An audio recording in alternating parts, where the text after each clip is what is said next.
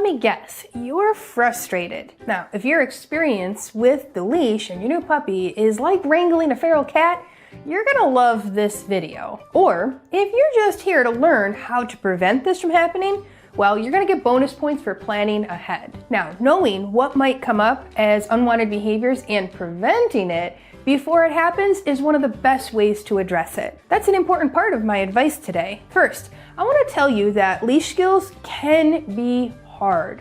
This is a very foreign tool to a dog, but just like the crate, we use it for safety of the dog. Now, I don't know a lot of dogs who could pass up a small running rodent and stay close to their human while out on a walk. The leash is the way the dog can explore interesting things outside, but still remain safe. It's a non-negotiable for me. That's why so many games in my online course are dedicated to teaching good leash skills. I want walks to be a pleasant activity for me and the dog. Pretty sure you're the same. Okay, let's go through some of the leash struggles you might have. Now, I think I've got some great advice for just about any situation you're having with the leash biting, so stick with me. We're gonna work on this together. Michelle here with How to Train a Dream Dog.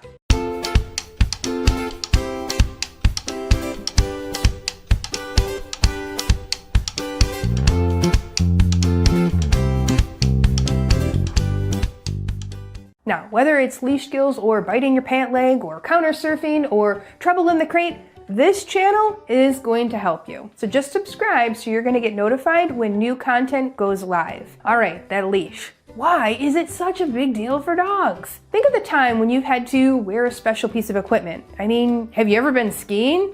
If you're like me, it took a while to figure out how to get around with those bulky things on your feet. Or think of a police officer who has to wear all that bulky equipment, and they're still expected to run when needed. That equipment feels weird, and it takes time to figure out how to do all the things you want to do with some restrictions. This is how the leash feels to your dog. Now, it may not seem very restricting to you, but to a dog, it is. Now, your dog might experience something called opposition reflex. We all have it. It refers to our natural instinct to pull away if something is grabbing us or something is restricting us. This is an important natural instinct in animals that kicks in if they get stuck under a tree branch in the woods, for example. Now, the leash provides that pressure, and the dog might naturally try to pull away from it or bite it due to stress or overstimulation. Now, we're going to talk about how to deal with that in the moment and how to prevent it from happening. Now, another reason why your dog might be biting the leash is simply the environment. Now, at the time you're putting on the leash, you're probably pretty focused on the task. You might not be taking it very slowly and paying attention to your dog's body language. And if the dog starts biting at it, you get frustrated. Your reaction could cause the situation to become more tense. Now, I'm not blaming you at all, but we've all been in that situation where we just want to get something done and get on with it, or get on with the walk. But just know that this might take some retraining of your own brain to approach it slightly different, so it goes better. Okay, let's first start with how to introduce the leash. Now, the leash is a new tool, just like a muzzle or a cone. So you want to introduce it or reintroduce it in a way that makes it positive. This is where your forward thinking is going to play a role. Do not allow your puppy to do something that won't be a good idea going forward. So that's why my bump it game from my online course is not really a good choice for the leash introduction. Now, if your dog thinks that the leash is her cue to bump it, you're going to have a hard time putting it on. Now, the leash is the cue that it's time for her to stand still. You put it on and good things happen when you go outside. You can introduce the leash the same way we suggest introducing other new things like the nail clippers or the brush. First, you're going to show the tool. Then you're going to offer the treats. Then both the treat and the tool go away. Now, when your dog sees the leash and looks to your other hand for the treat, you know you're on the right track. Now, just like in this video with the brush, we slowly build up. So the leash comes closer, then touches the dog for longer, and finally it can be clipped on. That video on brushing is going to give you a great visual for how to do this. Just replace the brush with the leash. Here's also a super important extra pro tip for you. When you put the leash on for practice sessions, slowly build up the duration that the leash is going to be on.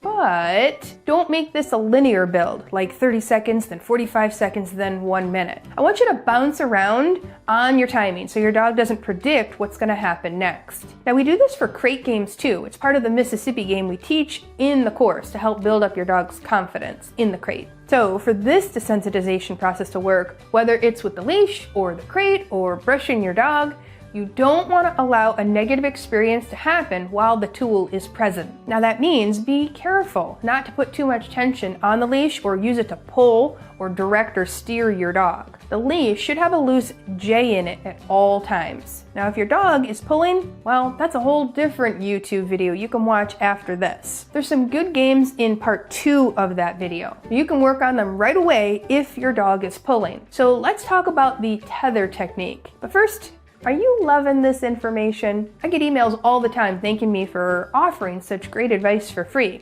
If you'd like to say thanks, consider using the button below. A small tip can help the team and I continue to produce this great stuff. Sharing this video is also a really great way puppy parents can help us out a lot. Okay, you might have heard of the tether technique as an aid to potty training or to keep your puppy out of trouble. This technique means that you're going to put your puppy on a leash and connect the leash to you, usually in a belt loop or just by holding it. It allows you to keep your eye a little bit closer on your dog, and you're alerted if she starts to show signs that they, let's say, need to go potty. Now, this is an acceptable technique, but I want to caution you about overusing it. Just like if you or I were wearing an extra piece of equipment, it can be bothersome if we wear it too long. So be sure to alternate this method with a puppy-proof room or a playpen so that they can be naked.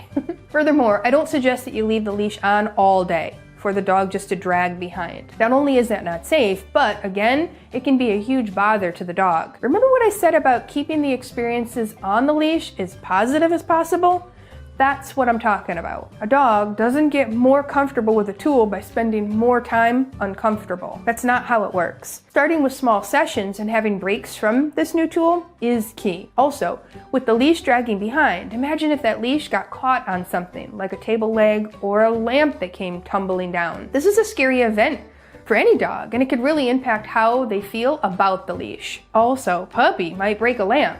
That's no fun. Okay, so let's talk about preventing the biting. All right, the first step I already told you about. It's proper desensitization of the tool. Now let's talk about when we're gonna actually put the leash on. All right, it's gonna sound super simple, but first, try to focus on not letting the biting happen. That means manage the way it goes on and off so it's not near the puppy's mouth. Now, I know that sounds easier said than done, and we all know it's really not. Those puppy teeth seem to be everywhere. All right, here are a couple of ways to prevent the biting. So for potty breaks, consider a clip collar where the leash is already attached. So be efficient with your movements and try to keep the leash out of the mouth of your puppy. So for decompression walks, the harness should have a back clip, which is going to help with this task. Now, I also suggest that you use what we call cooperative care with body handling. This means making sure you have the dog's consent to proceed forward. So with the right rewards and by minimizing or eliminating negative experiences while on the leash, you're gonna get there. Now, you can learn more about that concept in the brushing video I told you about earlier, or in this fantastic book, Cooperative Care by Deb Jones. So, what's gonna happen if you aren't quite able to prevent it, but you still need to get your puppy out for a walk or a potty break? So I actually like to recommend to my students to use a lickety mat or a treat scatter to distract their puppy while they put the leash or the collar on. Now, this is especially good if you're still learning about the mechanics and you need a distraction. Now, you could also work on this skill with 2 people when you're practicing. So this means that one person is helping the dog stay focused while sitting or standing, and the other human is getting the leash and collar on. Now, you won't need 2 people forever, but you have to put in the time when they're young for this to be a good habit when they're older. So finally, practice, practice, practice, practice.